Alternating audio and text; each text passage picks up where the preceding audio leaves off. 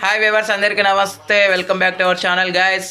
మొత్తానికి Royal Challengers Bengaluru versus Gujarat Titans మధ్య మ్యాచ్లో గుజరాత్ టైటాన్స్ 92 రన్స్ తేడాతో ఓటమి పాలైంది. రాయల్ ఛాలెంజర్స్ బెంగళూరు 92 రన్స్ తేడాతో ఘనమైన విజయాన్ని సాధించడమే కాకుండా ఫైనల్కి అడుగైతే పెట్టేసింది. సో ఇంకొక అడుగు దూరంలో రెండో టైటిల్ ముద్దాడుతుందా లేదనేది చూడాల్సిన అంశం అయితేనే ఉంది. ఇక ఈరోజు eliminator Sunrisers Hyderabad versus Rajasthan Royals మధ్య మ్యాచ్ అయితే ఉంది. సో ఈ మ్యాచ్ ఎవరిది పైసే అనుకుంటున్నారో కామెంట్ చేయండి. హెడ్ టు హెడ్ కూడా చాలా అత్యద్భుతంగా అని చెప్పుకోవచ్చు. సన్ రైజర్స్ హైదరాబాద్ వన్ సైడెడ్గా ఉంది. మరి ఆ రికార్డుకి చెక్ పెట్టి మేము ఎందులోనూ తక్కువ కాదని రాజస్థాన్ రాయల్స్ ఏమైనా నిరూపిస్తారా అనేది మీ ఒపీనియన్స్ని కామెంట్ బాక్స్లో కామెంట్ చేయండి. మరి ఒక మ్యాచ్ ఏ విధంగా సాగింది ఏంటి అనేది వివరాలకు వెళ్ళిపోదాం. ఈ మ్యాచ్లో కొన్ని రికార్డ్స్ కూడా క్రియేట్ అయ్యాయి. సో ఏమాత్రం లేట్ చేయకుండా let's move in to the topic. Hi hello we were, అందరికీ వెల్కమ్ ఫ్రెండ్స్. మన ఛానల్కి స్వాగతం. మా ఛానల్లో మీకు కనుక వీడియోస్ నచ్చితే లైక్ చేయండి, షేర్ చేయండి, కామెంట్ చేయండి మరియు సబ్స్క్రైబ్ చేయండి. మరిన్ని నోటిఫికేషన్స్ కోసం పక్కనే ఉన్న బెల్ ఐకాన్ని ఆల్ పైన ట్యాప్ చేయండి. ఆల్ పైన ట్యాప్ చేయడం ద్వారా మేము చేసే ప్రతి వీడియోలని, తాజా వీడియోలని నోటిఫికేషన్లో పొందగలరు. గైస్, నిన్న Virat Kohli, Kagiso Rabada and Rajat Patidar ముగ్గురు రికార్డులు క్రియేట్ చేశారు. ఫస్ట్ ఆఫ్ ఆల్ మనం కింగ్తోనే మొదలు పెట్టాలి కాబట్టి సో విరాట్ కోహ్లీ యొక్క రికార్డ్స్ మనం చూస్తే ఒకసారి KL Rahul and Chris Gayle యొక్క రికార్డ్స్ని బ్రేక్ చేశాడు. ముందుగా క్రిస్ గేల్ 2011, 2012, 2013 ఈ 3 ఇయర్స్ పాటు 3 ఇయర్స్ క్యాలెండర్లో ఐపీఎల్లో 600 పైగా రన్స్ అయితే చేశాడు 3 సీజన్స్ పాటు. అదేవిధంగా కేఎల్ రాహుల్ 2020, 2021, 2022 ఈ 3 ఇయర్స్ పాటు ఈ 3 సీజన్స్ పాటు 6,000 రన్స్ అయితే కంప్లీట్ చేశాడు. ఇప్పుడు 2023, 2024, 2025, 2026 విరాట్ కోహ్లీ వీళ్ళిద్దరిని బ్రేక్ చేశాడని చెప్పుకోవచ్చు. వీళ్ళ రికార్డ్ని లాస్ట్ వరకు ముందు సంయుక్తంగా ఉన్నాడు. ఇప్పుడు తాజాగా ఈ 600 రన్స్ చేయడం వల్ల వీళ్ళిద్దరిని అవరోధించాడని చెప్పుకోవచ్చు. ఇక రజత్ పటిదార్ విషయానికి వస్తే రజత్ పటిదార్ కూడా ఒక రికార్డ్ని క్రియేట్ చేశాడు. అదేంటంటే ఈక్వల్ చేశాడు. Virender Sehwag and Glenn Smith యొక్క రికార్డ్స్ని ఈక్వల్ చేశాడు. 21 బాల్స్లో ఫాస్టెస్ట్ 50 నమోదు చేశాడు కదా. సో దీనివల్ల వీళ్ళిద్దరి యొక్క రికార్డ్స్ అయితే ఈక్వల్ అయ్యాయని చెప్పుకోవచ్చు. సంయుక్తంగా ఈ స్థానాన్ని పంచుకున్నారని చెప్పుకోవచ్చు రజత్ పటిదార్.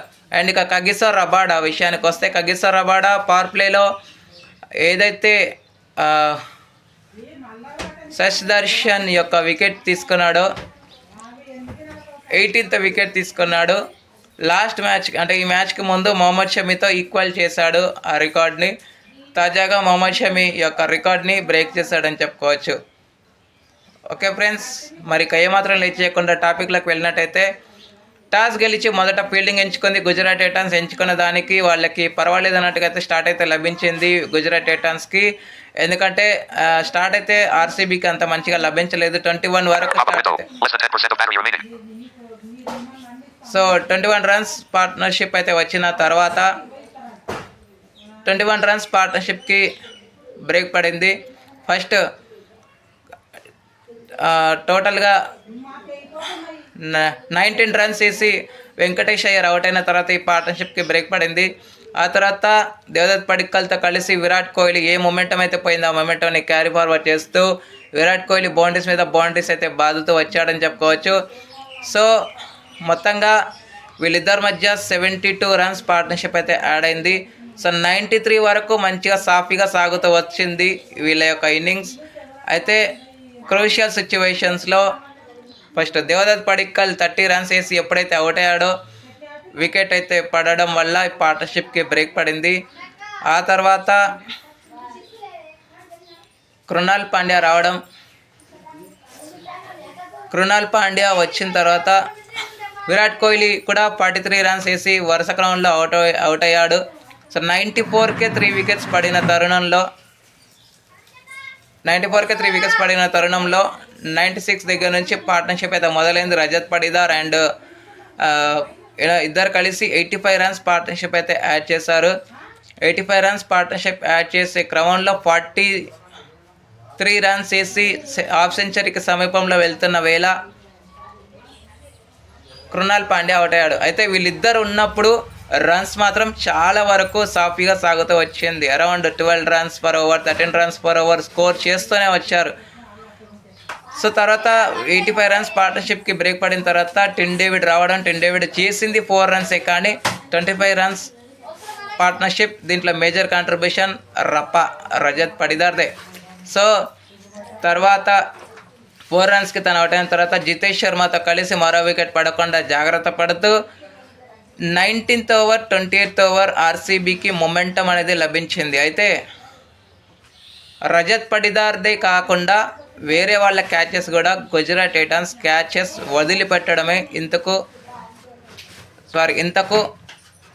కొంపముల్చిందని చెప్పుకోవచ్చు. ఇంత దాకా తెచ్చుకుంది.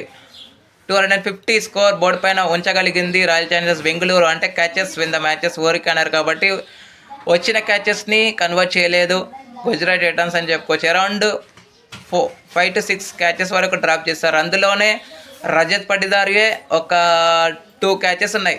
14 దగ్గర ఒకటి, 21 దగ్గర ఒకటి. ఈ 2 క్యాచెస్ ఎప్పుడైతే డ్రాప్ చేస్తారో వీర విహారమే. 5 4లు 9 సిక్సర్లు సాధించడం జరిగింది. నాట్అవుట్గా ఉండడం 93 రన్స్ వేసి 33 బాల్స్లో. సో 255 రన్స్ అయితే స్కోర్ చేసింది. వీళ్ళ దాంట్లో వికెట్స్ కనుక చూస్తే కగిసా రబాడా 2 వికెట్లు, జేసన్ హోల్డర్ 2 వికెట్లు, ఆ తర్వాత ప్రసిద్ధ్ కృష్ణ 1 వికెట్ అయితే తీసుకోవడం జరిగింది. 19th ఓవర్ 28th ఓవర్లో 19th ఓవర్లో 21 రన్స్ రాగా 28th ఓవర్లో 26 రన్స్ అయితే రావడం జరిగింది. లాస్ట్ 4 ఓవర్స్లో వీళ్ళకి 65 రన్స్ అయితే వచ్చాయి. అనంతరం లక్ష్య చేతను ఆరంభించిన గుజరాత్ టైటాన్స్కి మాత్రం ఊహించని స్టార్ట్ అని చెప్పుకోవచ్చు. ఎందుకంటే ఫస్ట్ 17 దగ్గర నుంచి వికెట్ల పతనం మొదలైంది. 14 రన్స్ వేసి సాయి సుదర్శన్ అన్లక్కీ డిస్మిసల్గా మారింది. తర్వాత ఎప్పుడైతే సాయి సుదర్శన్ అవుట్ అయ్యాడో వరుస క్రమంలో 27 దగ్గర నుంచి వికెట్స్ రెగ్యులర్ ఇంటర్వెల్స్లో వికెట్స్ కోల్పోతూనే వచ్చింది. శుభ్మన్ గిల్ మిగతా వచ్చిన వాళ్ళు వచ్చినట్టుగానే వెళ్ళిపోయారు. ఎవరు కూడా ఆఫ్ డిజిట్స్ అయితే కన్వర్ట్ చేయలేకపోయారు. అంటే జాస్ బట్లర్ మాత్రమే 29 రన్స్ అయితే స్కోర్ చేశాడు. జాస్ బట్లర్ది ఎప్పుడైతే వికెట్ పడిందో 88 for 8 వరకు సాగింది గుజరాత్ పతనం. అయితే రబాడా షాట్కి ట్రై చేసి అవుట్ అయిన తర్వాత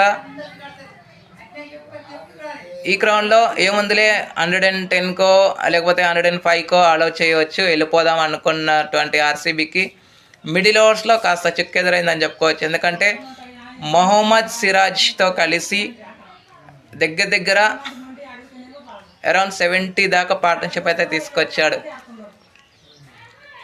9th వికెట్కి.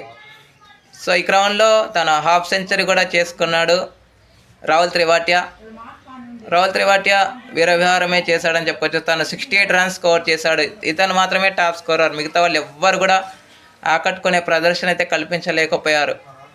సో ఇకపోతే 7 ఎక్స్ట్రాస్ అయితే ఇచ్చారు గుజరాత్ టైటాన్స్, 8 ఎక్స్ట్రాస్ ఆర్సీబీ ఇచ్చింది. వికెట్స్ చూస్తే జాకబ్ డఫీ క్వాలిఫైర్ 1లో ఏ పర్ఫార్మెన్స్ అయితే కావాలో ఆ పర్ఫార్మెన్స్ అయితే కల్పించాడు. 3 వికెట్స్ అయితే తీసుకున్నాడు.